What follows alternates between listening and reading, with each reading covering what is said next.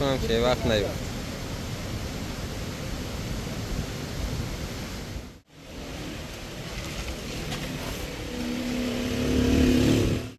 چه خبر؟ بخیر؟ خرا دیگه از بس این مسیر رو طی کردن دیگه خود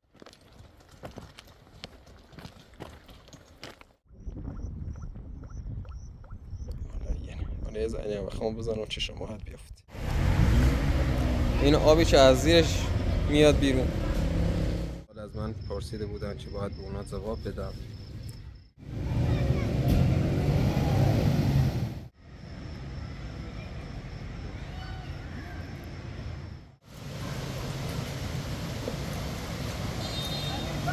از من پرسیده بود و من فراموش کرده بودم جواب اونو بدم. از من پرسیده بود چرا. خسته نباشین، امیدوارم حالتون خوب باشه و هیچ مشکلی هم داخل زندگی نداشته باشین. الان هم فعلا داخل روستای آتیشگاه موندیم و دو تا از اهالی روستای مونوم که دیروز به اونجا سر زدیم میخوام با اولاغ چند تا وسیله جابجا کنم و ازشون اجازه گرفتم که از اونا فیلم برداری کنم و از اون مسیر فیلم برداری کنم اونو به شما نشون بدم. سلام آقا.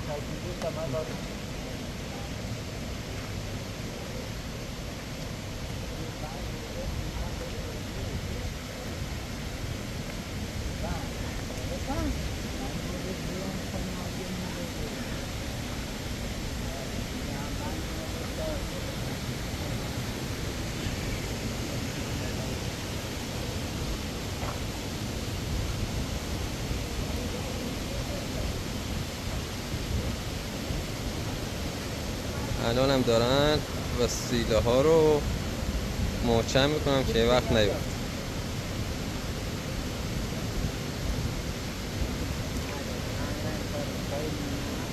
مونوما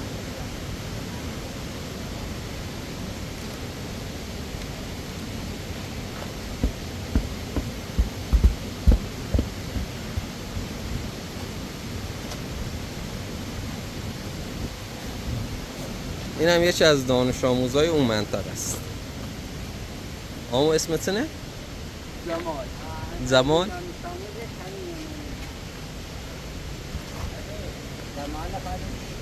او هم حسه؟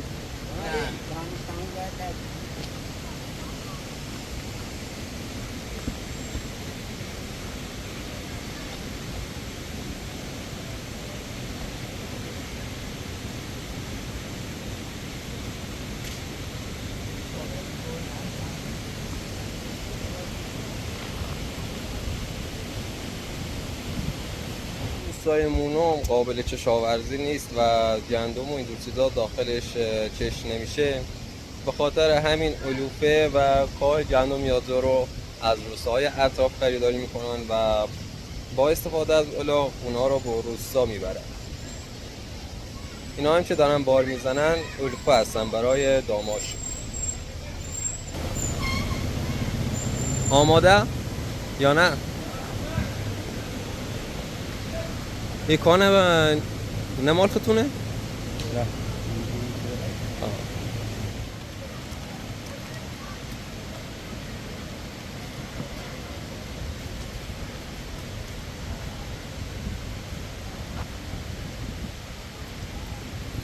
خودتو بخند تو.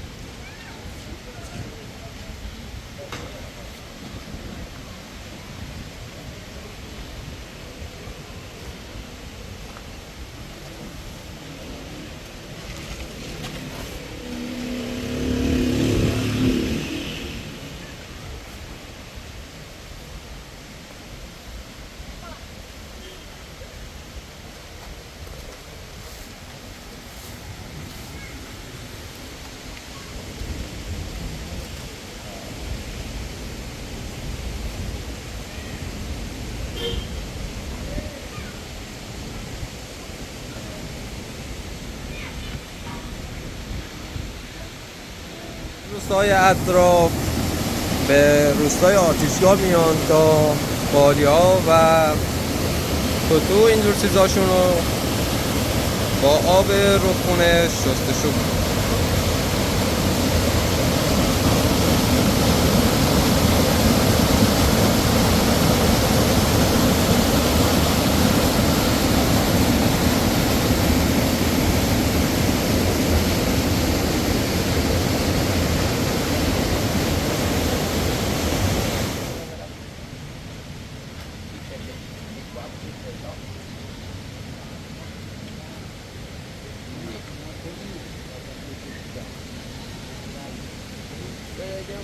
محمد دست من کشیش دارم رو بودم دومن بیارمش؟ میرو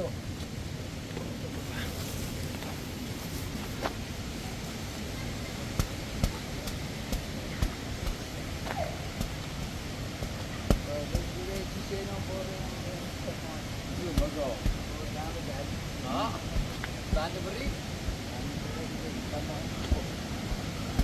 buat jual juga ke banda beri buat jual tani deh jual beli ni jual bandi berap kalau barang ni betul jual jual juga ke banda beri banda ada jual ni pasti ni nasi kan di bandi buat jual banda beri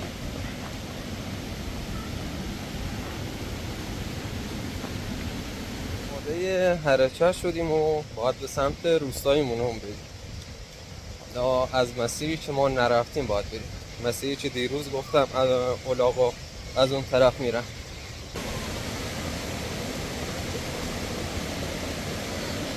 یه اولاغ دیگه هم هستش باید اون هم بار بزنیم.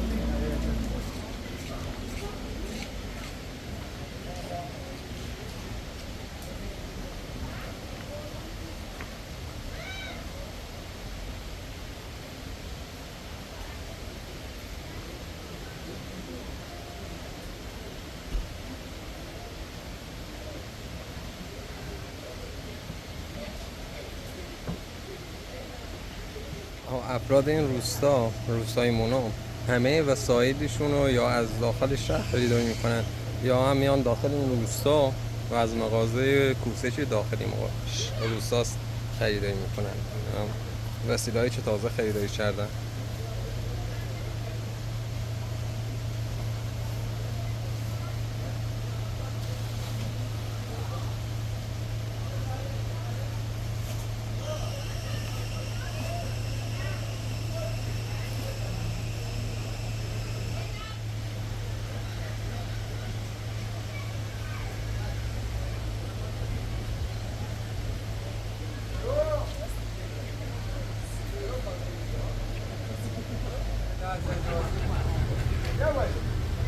خبر؟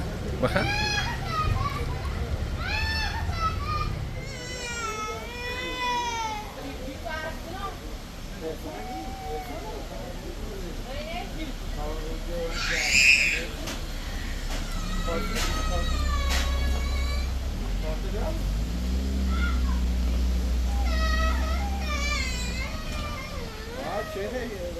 الان چه با یه افراد حرف زیرو متوجه بیام که یکی از افراد هنوز دست ادامه ایده با این وجود همه شاهد سختی که معلم نداشتن و یه مران یومه الان هم کلاس دهمه و قراره برای روستای آبزی درسته؟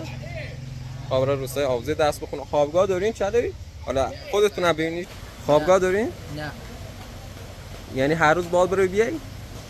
آره اذیت نبود؟ من پس باید تجربه در ماشین میرم نو انجام در جردی میرم یعنی این ماشین به جیر تو اومد ایره نومه یه جدی رسیم نه؟ در جردی ها میرم نیبا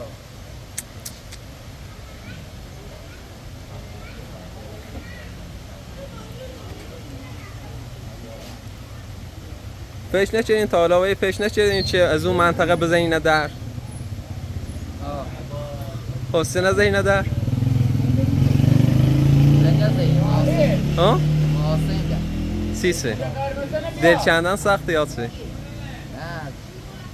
سخت هم نیوستیم زیار خوب نبیم تجاز زیار خوب نبیم تجاز زیار یاد نیست نه کلا این هونه تونه چی با این یه جای ده مثلا داخل شهری داخل داخل شهر خب پس نرفتین؟ نرفت همون دوا اوره میره برگشت نومنی رو درسته نه تحسونه نویل کنه نه؟ نه خدمت شما بینندگان عزیز بگم اینه که مردم ایران واقعا از لحاظ احساسی از همه کشورها شدیدتر احساساتشون و نیک در زادگاه خودشون به راحتی ترک کنن. سمی اگر داخل یه جای با کمترین امکانات هم زندگی کنن میتونن به راحتی اونو نویل کنن و برن جای در زندگی کنن. سمی بیشتر داخل روستا زندگی کنن. آخران جلوتره ماره چت کردن ایمانا زا گذاشت.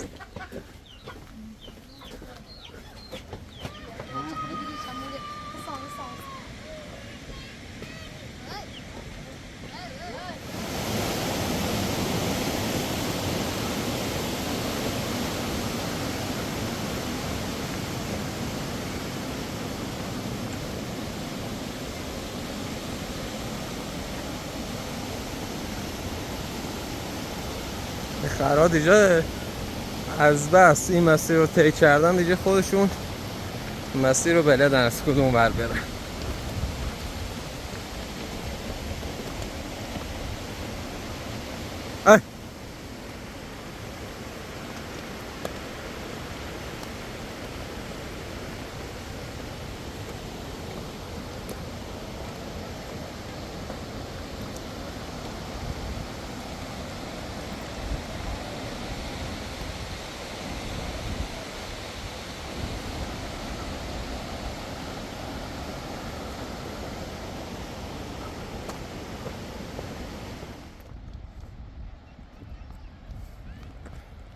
صاحبشون نمیدونم کجا رفت.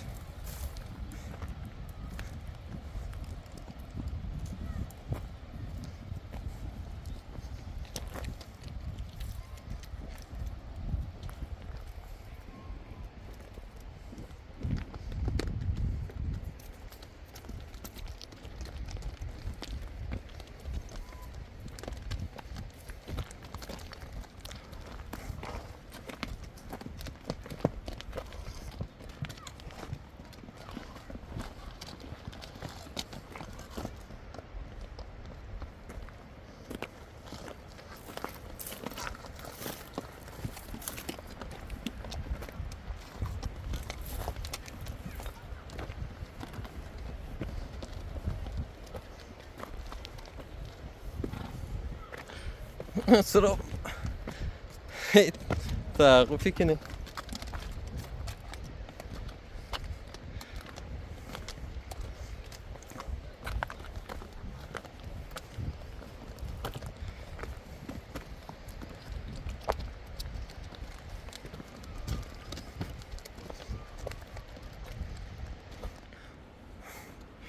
انسان ها آدم ها از این ور میرن از این مسیر و الاغای چند بار دارن از این مسیر میرن که مسیرش بهتره و صخره این دور چیزا نداره.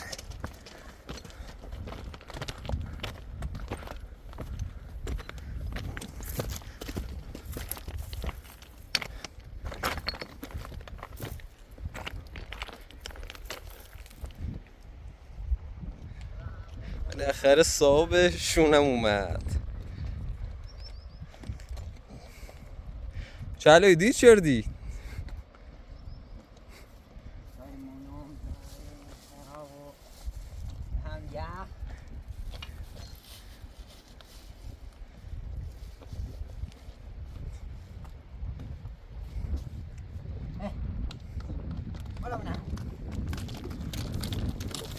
با اوی چیش؟ اوی چیش کنه؟ اوی نفر تو ای وای اسمی چی بی؟ زمال؟ یکی از دانش آموزهای روستایمون هم زمال بی اسمش؟ جمال زمال یو با اون جمال یا ولا منه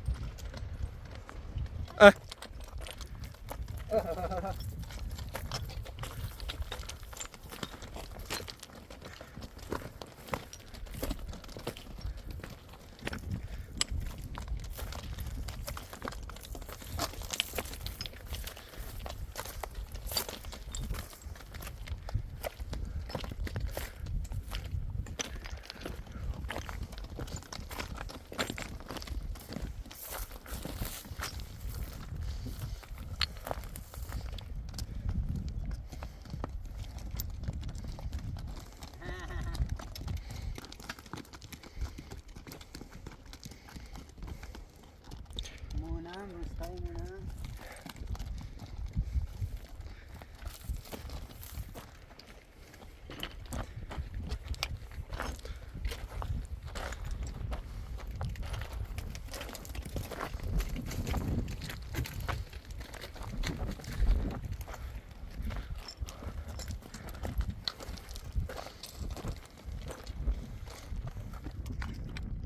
واقعا این چند روزی که دارم از اینجا فیلم برداری میکنم یه جورایی رویم تاثیر گذاشته و احساس شادابی و نشاط میکنم. یعنی کاش شما اینجا رو میدیدین، با این مردم آشنا میشدین. مردمش خیلی خونگرمن و به کمترین چیزا هم قانع هستن.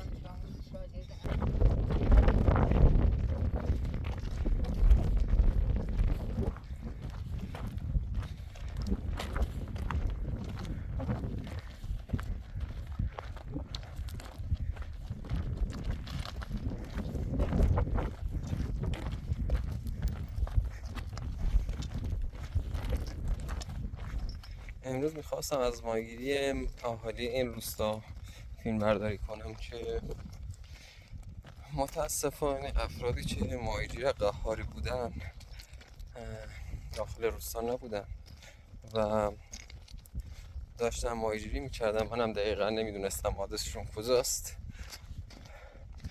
و روانشناس هم بهم گفت اگر واقعا میبینی رویت بهتر شده و از این منظره، از این زیبایی ها لذت میبری، هر هفتهش یا حداقل ماهی یه بار به این روستاها سر بزن، با مردم جدید معاشرت کن و فرهنگ اونا رو هم یاد بگیر.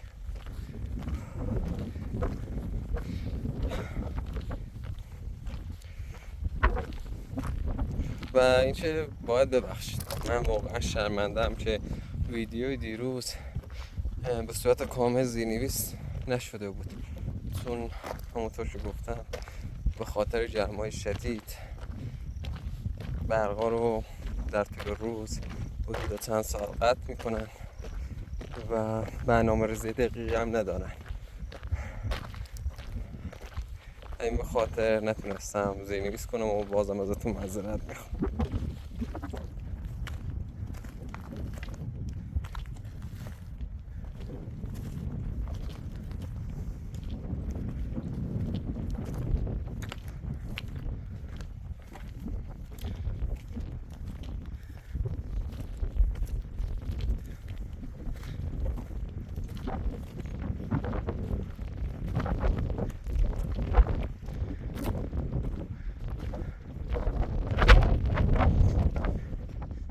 میترسم به شب برخورم و نتونم برگردم، به خاطر همین میخوام ازشون خداحافظی کنم و به روستا برگردم.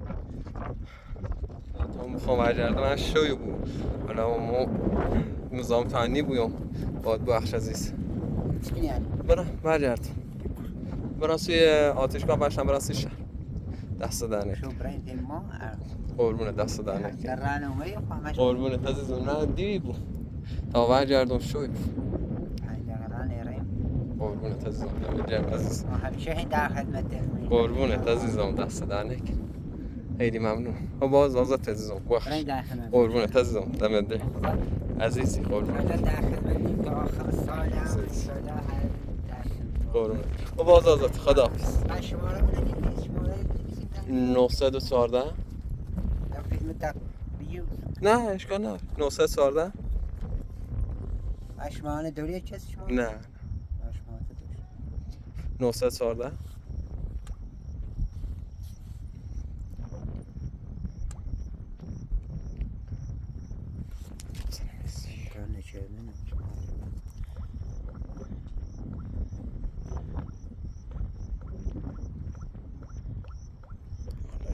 حالا یه زنی هم بخوام بزنم چه شما حد بیافت.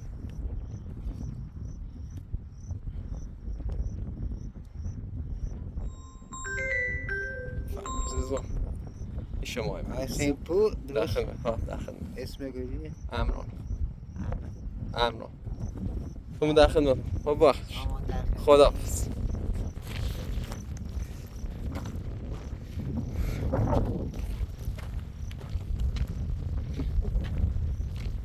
خب دوستان راستیاتش دلیل اصلی که نرفتم داخل اون روستا این بود که میدونستم وقتی برم داخل اون روستا واسه شام نون جمعی دارن و حداقل یه گوسفند یا بز برای من ذبح میکنن که کباب کنن.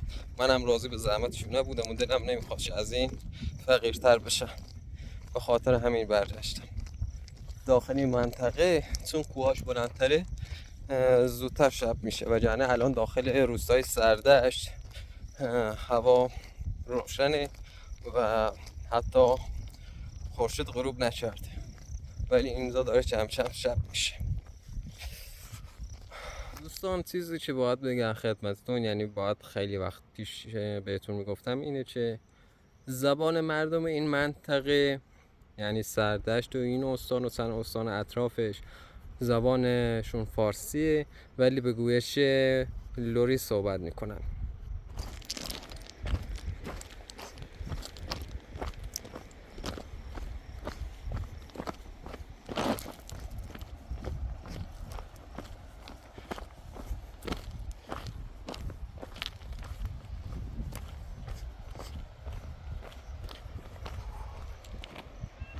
دوستان شاید الان فکر کنه هوا روشنه ولی دوربین هوا رو کمی روشن‌تر نشون میده و جنه تاریکه.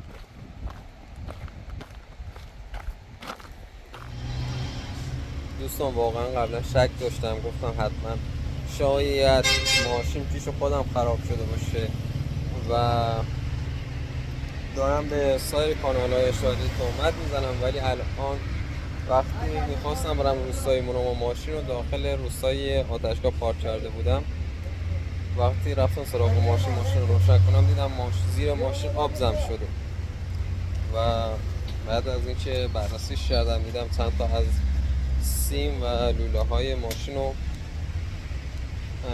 با کارت چاقو بریدم. این من شانسم گفت که اهالی روستا به موقع رسیده بودن بهشون و اونا هم فرار کرد. حالا خودتون هم ماشین رو میبینید.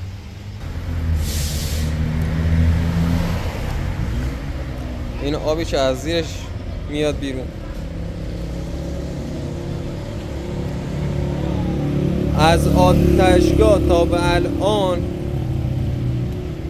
بالای 10 تا از این بطری ها رو من داخل این رادیاتش ریختم و متاسفانه لامپ این چراغ هم خاموش شده بود و رانندگی هم واقعا واسم سخت شده بود. احتمال تصادف این دور چیزا بود که بازم اهالی روستا بهم کمک کردن و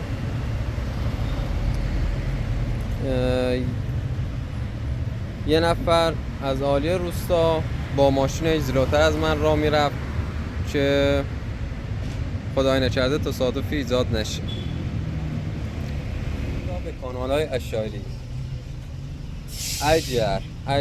اجر یک بار دیگر منو اذیت کن، اگر دوباره بیاین ماشین منو دستکاری کنی خراب کنی، به خداوندی خدا به قرآن قسم من اسم تک تک تونو میگم، اسم همه تونو میگم.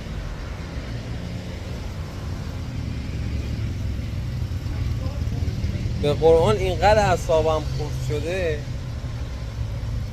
که گفتن نداره. بابا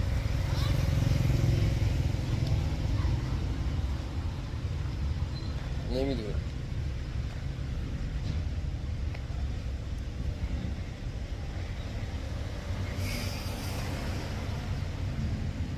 این هم از شانس منه. بهتون گفتم قبلا، گفتم من کلا از این زندگی شانس نیاوردم، چه از خانواده، چه از دوستا، چه از بقیه چیزا.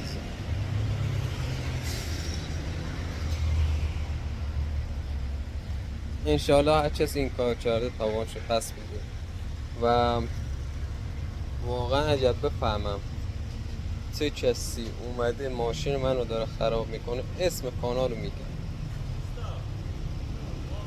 الان اومدم تعمیرگاه میگه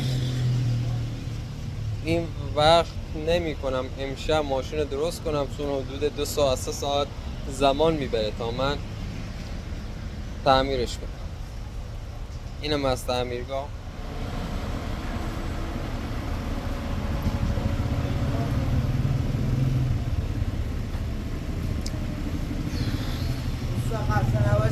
ارادت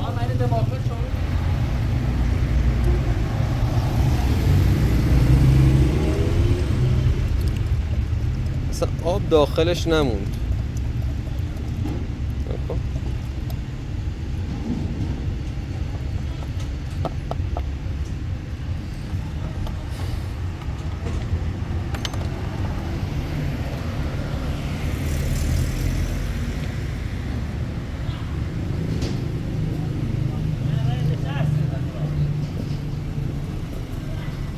آخرش چقدر ها؟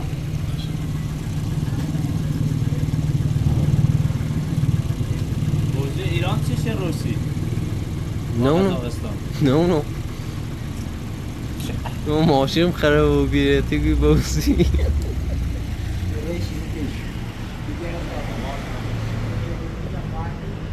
ای الله.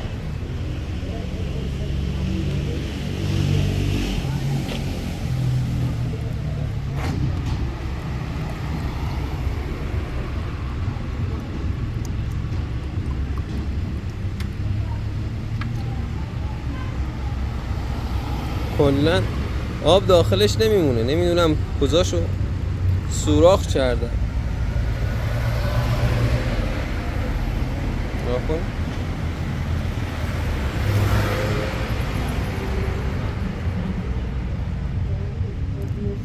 حالا اومدیم داخل رستوران، یه غذای سفارش دادم سلام مرغ. حالا خودتون گفتین هر جا میری داخل رستورانی یا هر جای قیمتاشو بگو تا ما هم بدونیم و از فرهنگ و قیمت ایران آشنا شیم. این حدود با یه نوشابه قیمتش حدود $2 شد. حالا این هم غذای بانون. ایرانی ها عادت دارن با هر غذایی پیاز تازه بخورن با لیمو. این هم لیمو تازه.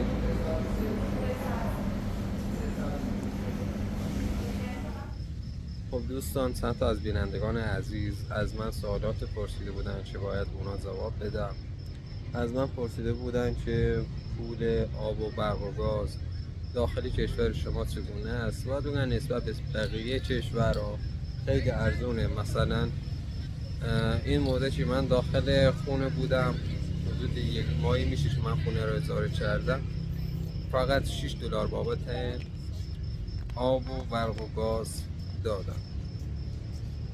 یه نفر دیگه پرسیده بود چرا داخل منطقه شما مساجد رو به صورت مناره و گنبدی نمی سازن.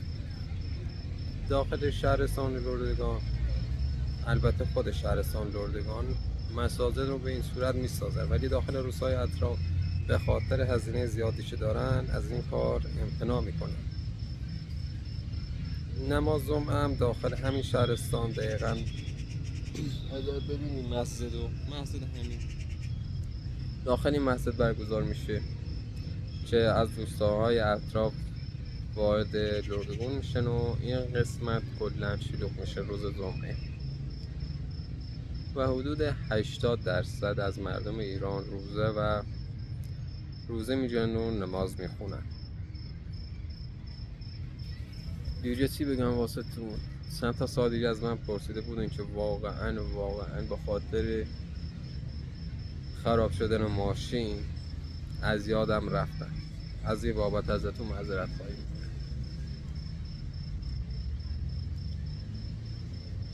خسته شدم راستیاتش، واقعا خسته شدم.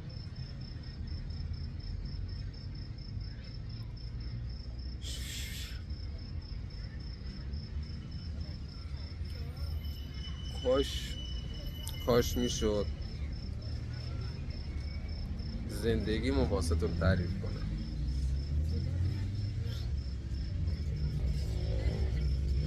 بخیر.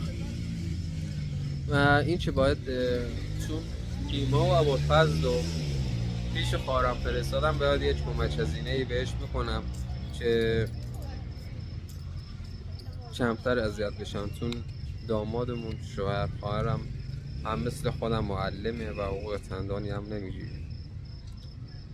خدا رو شکر از طریق کانال حدود $600 به حسابم واریز شد که $500 رو به ابوالفضل و نیما میدم که بتونن واسه مدرسه لباس و چیپ و چپش و اینجور چیزا خریداری کنن.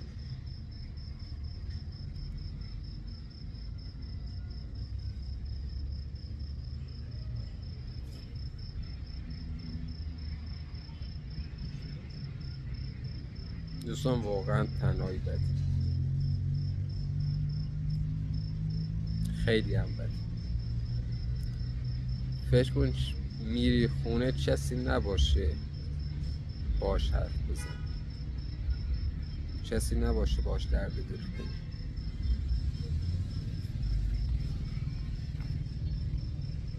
من شما رو مثل خانواده خودم میدونم که این حرفا رو باهاتون میزنم و جنه دوست دارم.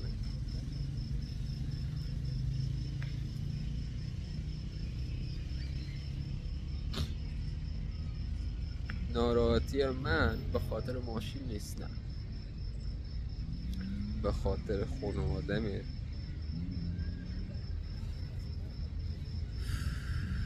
چه ترچم کردم.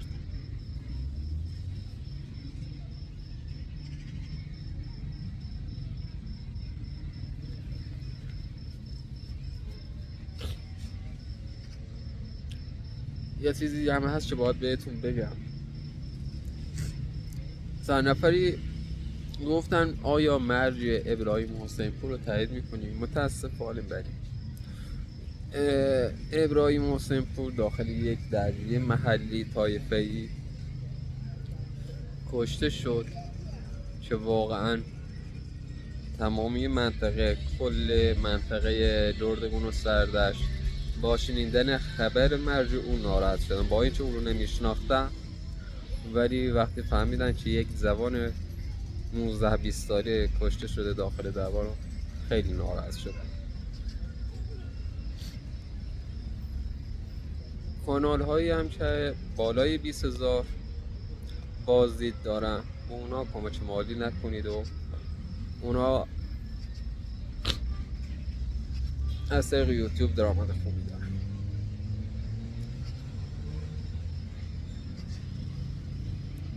و من برم اون $500 رو واریز کنم به حساب خواهر. خدا حافظشون. ببخشید ناراحتتون کردم.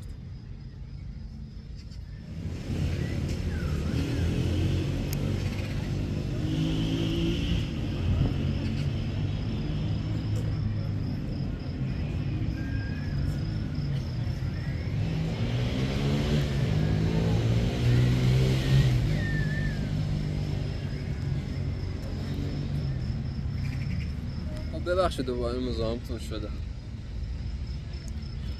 یه سال دیگه یادم اومد بهم گفتن آیا واقعا حجاب داخل کشور شما اجباریه؟ حجاب داخل کشور من اجباری هست، ولی الان کمتر به این موضوع پافشاری میکنن و گیر میدن و الان راحت‌تر لباس میپوشن. مثلا خانومش الان روبروی من نشسته بدون روسری است و کسی هم کاری بهش نداره و هر کسی که حجاب داره روسری میپوشه یا شنیده از اون سیاه میپوشن به خاطر عقاید خودشه و ربطی به سختگیری دولت نداره.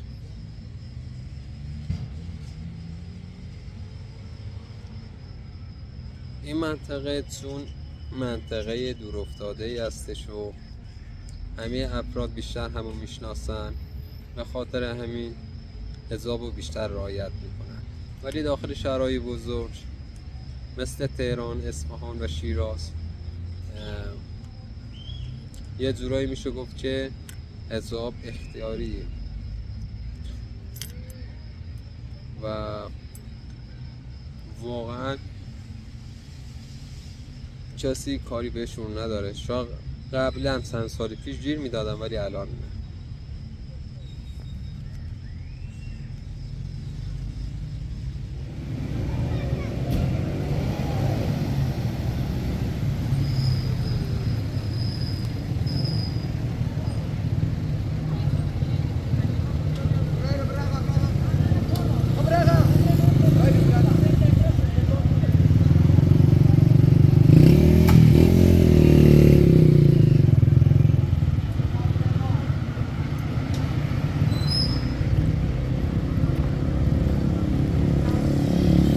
حالا اومدیم هم یه فالوده بستنی که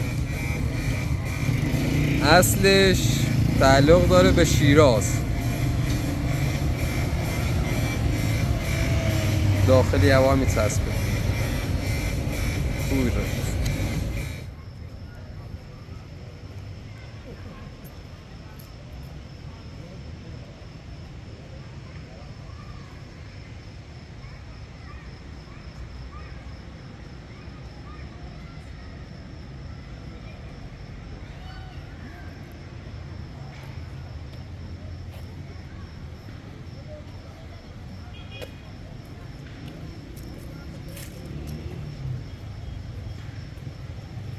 ازدحام مسافران داخل چشمه بر.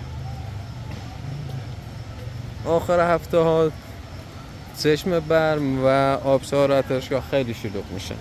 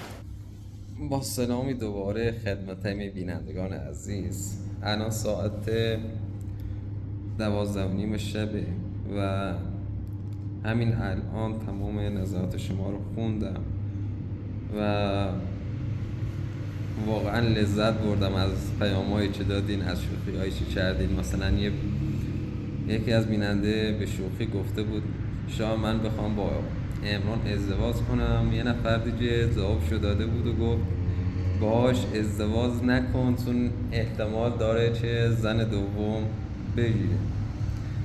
شاید این شوخی باشه ولی خب خواستم بهتون بگم، بازم میگم بهتون، این سناریوی زن دوم گرفتن داخل کانال های اشایری غلطه، فریبه، فقط دارن شما رو فریب میدن و هیچ کدوم از اونا رو باور نکن. مردان ایرانی به زنانشون خیلی احترام میذارن و اینو من نمیگم، بچه فرهنگم، بچه تاریخ چند هزار ساله میگه، تاریخی که شاید در زبانهای دیگه برای جنس مؤنث و جنس مذکر از ضمیرهای مختلفی استفاده میکنن، ولی داخل زبان فارسی هم برای زن و هم برای مرد از یک ضمیر مشخص استفاده میکنن که برابری باشه، که تفاوت قائل نشم برای زن و مرد. و قبل از هر چیزی اسم زن گفته میشه، بعد اسم مرد گفته میشه، مثلا زن و شوهر، خواهر و برادر، مادر بزرگ و پدر بزرگ. احترامی که مردان ایرانی به زنان میگذارن واقعا من تا به حال جایی ندیدم. از این لحاظ، از این بابت مطمئن باشی و بازم میگم فریب سایر کانال‌ها رو نخوری. پیامایشو خونده بودم، چند تا ساعت دیگه هم ازم پرسیده بودن، گفتن آیا کشور ایران، دولت ایران به افراد کهنسال یا کسانی که نیازمند باشن کمک میکنن؟ بله، چند نهادی هستن که به این افراد کهنسال کمک میکنن، کمک مالی میکنن یا کمک که وسایل مورد نیازشون رو تهیه کنن. ببخشید، مثلا کسایی که بالای 60 سال دارن، نهادی به عنوان بهزیستی که هر ماه مبلغی به عنوان کمک به اونا پرداخت میکنه. و یه نفر دیگه سوال از من پرسیده بود، البته چند بار از من پرسیده بود و من فراموش کرده بودم جواب اونو بدم. از من پرسیده بود چرا محل کشور کانال خودتو زدی انگلیس؟ خب شرکت یوتیوب داخل ایران نمایندگی نداره و ما نمیتونیم داخل ایران درآمد کانال رو نقد کنیم. به خاطر همین یک کشور دیگه انتخاب میکنیم تا بتونیم درآمد کانال رو نقد کنیم. حالا فکر کنم کلا 3 تا کشور هستن که نمایندگی یوتیوب داخلشون فعالیت نمیکنه. و یه نفر دیگه پرسیده بود چرا مردان ایرانی بیکارن؟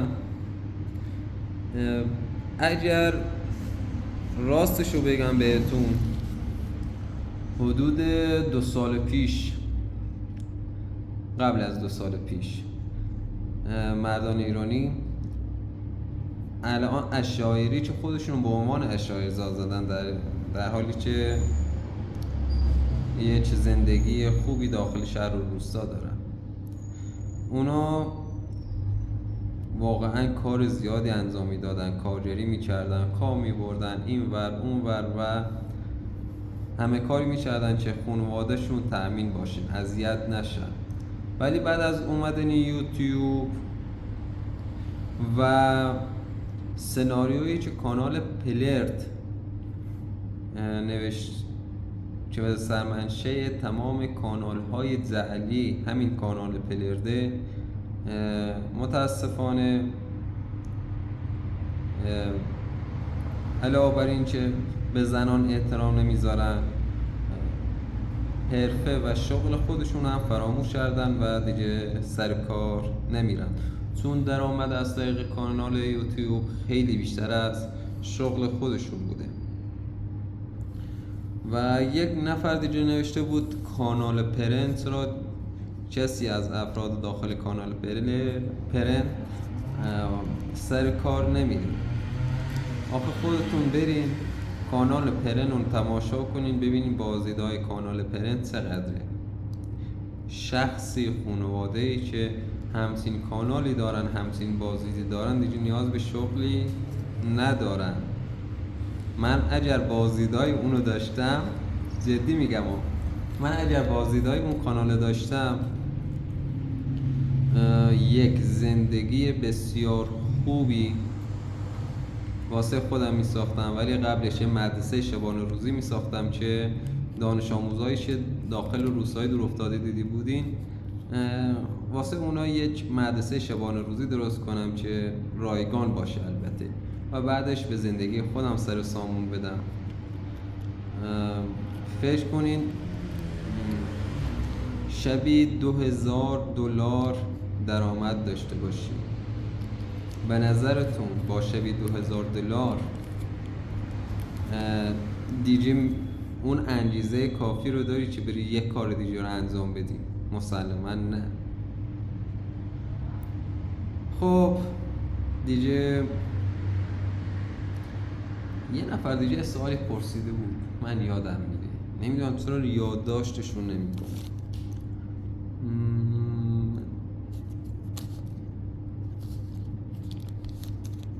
وایسا من پیام‌ها رو بخونم، ببخشید البته.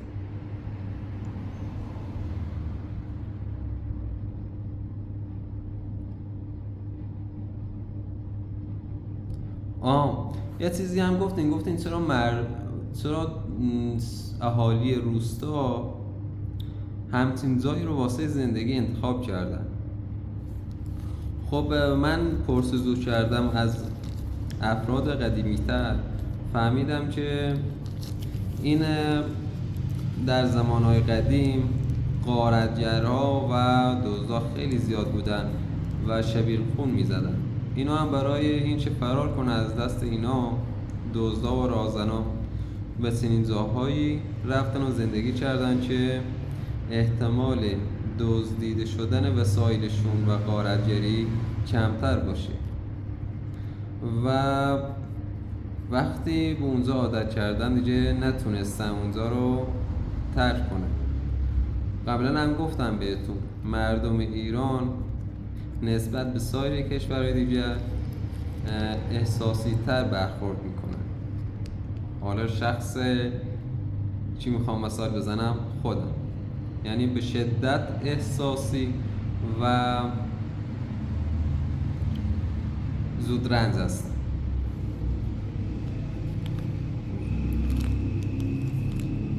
دیگه اگر سوالی رو پاسخ ندادم واقعا معذرت میخوام، واقعا شرمندم و حتما از این بعد سوالاتتون رو داخل دفترچه یادداشت میکنم و به اونا پاسخ میدم. خب شبتون بخیر، خدا نگهدار. امیدوارم حال دلتون همیشه خوش باشه برعکس من. خدا حافظ.